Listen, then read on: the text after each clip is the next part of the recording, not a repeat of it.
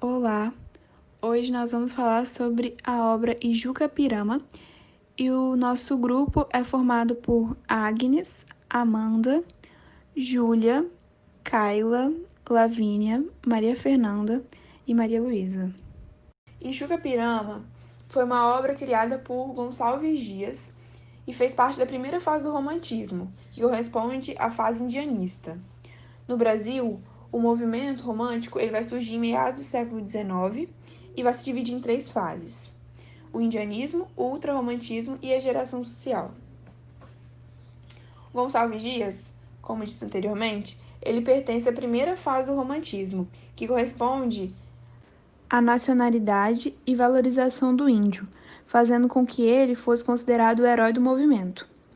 As principais características do romantismo que estavam presentes na obra Ijuca Pirama era a exaltação das belezas naturais e o sentimentalismo. Então, vou falar um pouquinho sobre o Gonçalves Dias, a sua biografia.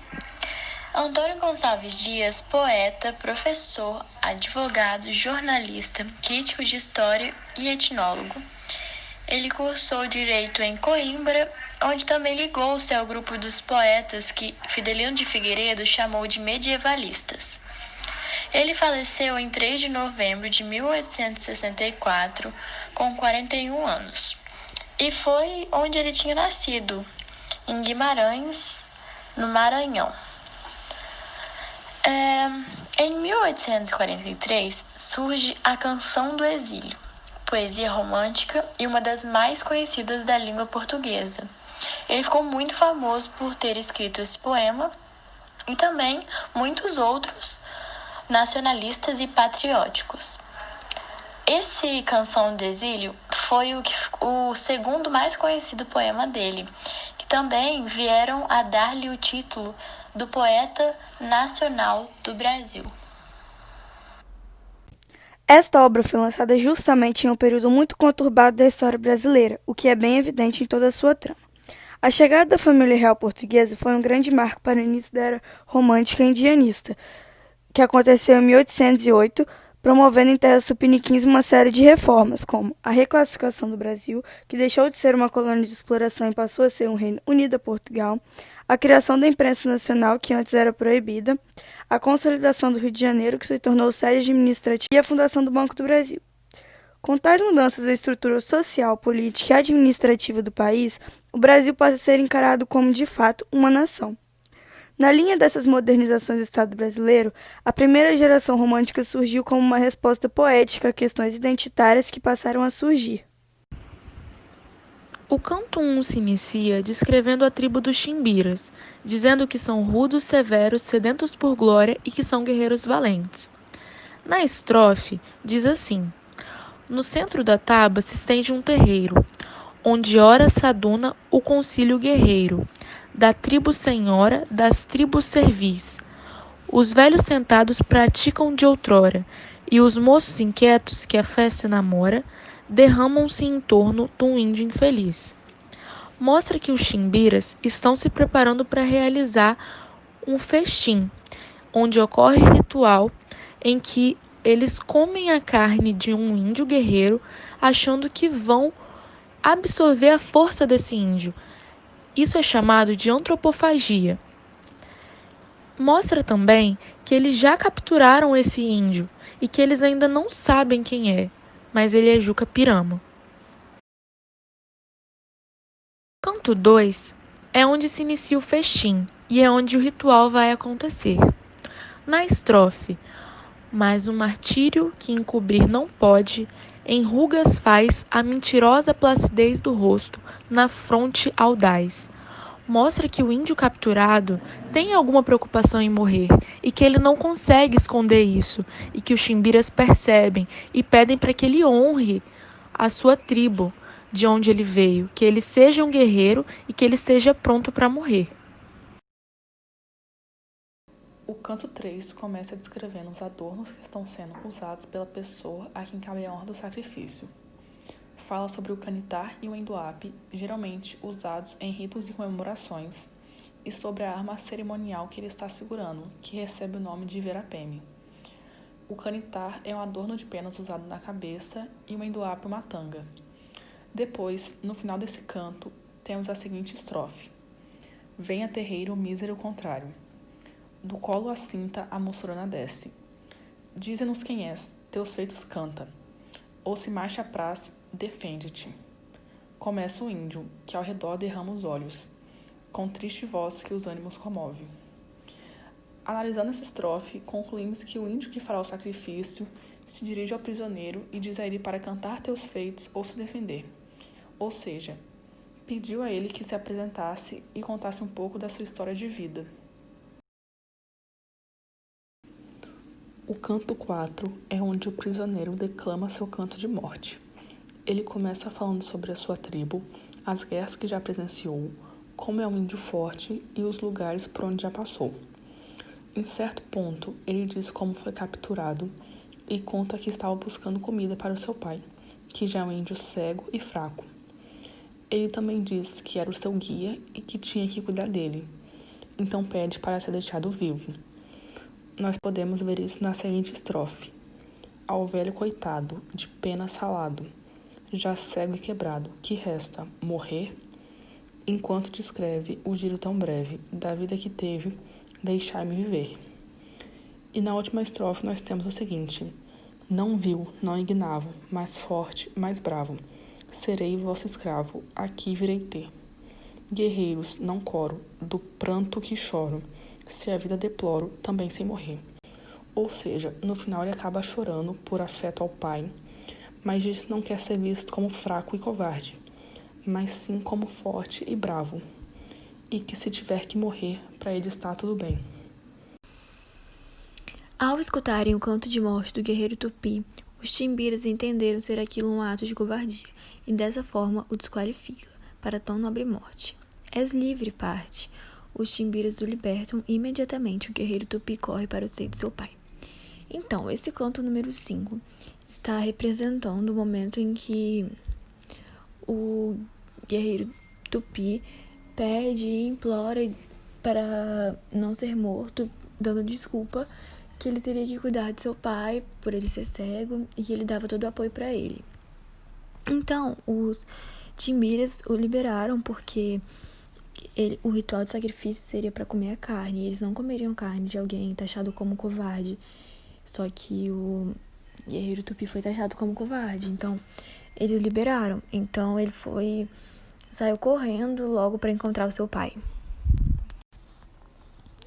O filho encontra-se com o pai, que ao pressentir o cheiro de tinta que os timbiras costumavam utilizar para rituais de sacrifício, desconfia da conduta do filho e decide ambos partir para essa tribo na tentativa de provar aos tais que a tribo tupi é verdadeiramente honrada. Então, o canto 6 está representando o momento em que o filho tupi encontra seu pai após sair do ritual.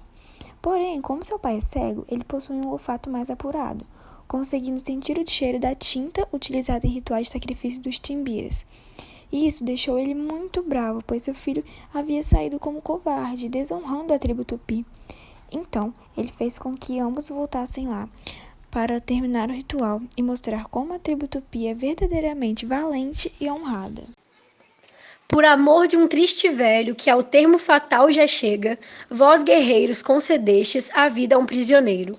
Ação tão nobre vos honra, nem tão alta cortesia vi eu jamais praticada entre os tupis, e mas foram senhores em gentileza. Esse é um trecho do canto 7, onde, defendendo a ideia de que os tupis são cheios de fraqueza, o líder timbira não permite que o ritual prossiga. O velho tupi pede ao chefe timbira que cumpra sim o ritual, mas ele se recusa, alegando que o índio é covarde. É a partir desse canto que começa uma série de diálogos que criam um efeito intenso e dramático nesse poema de Juca. Basta, clama o chefe dos timbiras. Basta, guerreiro ilustre. Assaz lutaste, e para o sacrifício é mister forças. O guerreiro parou, caiu nos braços do velho pai, que o cinge contra o peito, com lágrimas de júbilo bradando. Este sim, que é meu filho muito amado. Esse é um trecho do conto 9, onde representa o momento em que o chefe dos timbiras aceita novamente o Juca no ritual antropofágico, e o pai dele fica muito orgulhoso, porque anteriormente Ele tinha chorado no seu canto de morte e desonrado a sua tribo. Que quem chorou tanto tivesse a coragem que tinha o Tupi. Assim o Timbira, coberto de glória, guardava a memória do moço guerreiro, do velho Tupi. E às noites nas tabas, se alguém duvidava do que ele contava, tornava prudente. Meninos, eu vi. Nesse canto 10, principalmente nesse inicinho que fala que quem chorou tanto tivesse a coragem que tinha o Tupi, é que por mais que ele tenha chorado, ele mostrou coragem e mereceu ser sacrificado, por ele ter arrumado o conflito com os Timbiras, falando que ia defender seu povo. Então ele mostrou coragem, tanto que no meio do canto fala, guardava a memória do moço guerreiro do velho Tupi. Então o Timbira ele vai guardar a memória do Tupi que foi guerreiro e mostrou coragem. Então no final das contas ele mereceu morrer. E aí, vocês acham que ele foi mesmo sacrificado ou não? Espero que vocês tenham gostado do nosso trabalho. Obrigada. Ei, gente, tudo bem? Eu sou a Amanda e hoje eu e a Lavínia vamos contar para vocês a história do Juca Pirama I, um poema da primeira geração do romantismo, também conhecida como indianismo ou ufanismo. E agora a Lavínia vai fazer uma introduçãozinha para vocês. Então, foi escrito por Gonçalves Dias e publicado em 1851 no livro Últimos Cantos. Essa é uma história narrada por um velho Timbira e se trata de um guerreiro tupi que conduz seu pai cego pela floresta. O pai começa a sentir fome e sede. Aí pede que o índio arranje comida e bebida para ele. Quando o filho sai à procura, acaba sendo capturado pelos Timbiras, um povo indígena, e se tornando prisioneiro. Como o índio era muito valente, poderia se livrar daquela situação a menos que os Timbiras não tivessem o costume de fazer rituais antropofágicos, o que não era o caso. Nesses rituais, eles devoravam o inimigo, caso não fosse covarde, pois acreditavam que toda a bravura daquele ser passaria para eles quando o comessem. Em certo momento do ritual, chamado Canto de Morte, o prisioneiro deveria dizer que era contemplado com bravura. Então, o guerreiro tupi pediu para que não o devorassem, dizendo ser apoio de um pai cego. Com esse pedido, os Timbiras o enxergaram como covarde, já que o guerreiro bravo nunca pediria piedade em seu leito de morte, e acabaram o libertando. Ao saber que o filho havia chorado em presença da morte, o pai cego o leva de volta à aldeia Timbira para ser devorado. Foi aí que, sozinho, o guerreiro tupi volta para os que o capturaram, provando sua bravura. E aí, o que acham que aconteceu? Difícil saber o que aconteceu, né? Agora, vamos contar algumas curiosidades para vocês. Amanda, você sabia que Juca Pirama significa em tupi aquele que há de ser morto? Nossa, não sabia. Mas sei que o Juca Pirama I foi escrito pelo primeiro grande autor do romantismo brasileiro, Gonçalves Dias. Ai, Gonçalves Dias, um autor incrível. Sem contar que a tribo retratada ainda hoje está presente em território brasileiro. Os Timbiras se localizam no sul do Maranhão, leste do Pará e norte do Tocantins. Porém, por ter deixado a região muito moço, Gonçalves Dias não teve a oportunidade de conviver com alguns deles e, por isso, atribuiu a eles costumes dos tupis, já que tinha mais conhecimento sobre eles, vindo de livros de viajantes. Até os nomes dos seus personagens são inspirados na língua tupi. Ah, tá. Timbiras também é o nome de uma cidade no Maranhão. E em 1869, o gaúcho José Bernardino dos Santos publicou a peça Quadros da Vida Selvagem, Juca Pirama I, poesia do Antônio Gonçalves Dias. Esse poema é considerado por muitos o melhor poema indianista brasileiro. Indianista quer dizer que apresenta índio como personagem principal. O índio é símbolo do espírito livre, coragem, integridade e caráter. É dotado de princípios morais rígidos.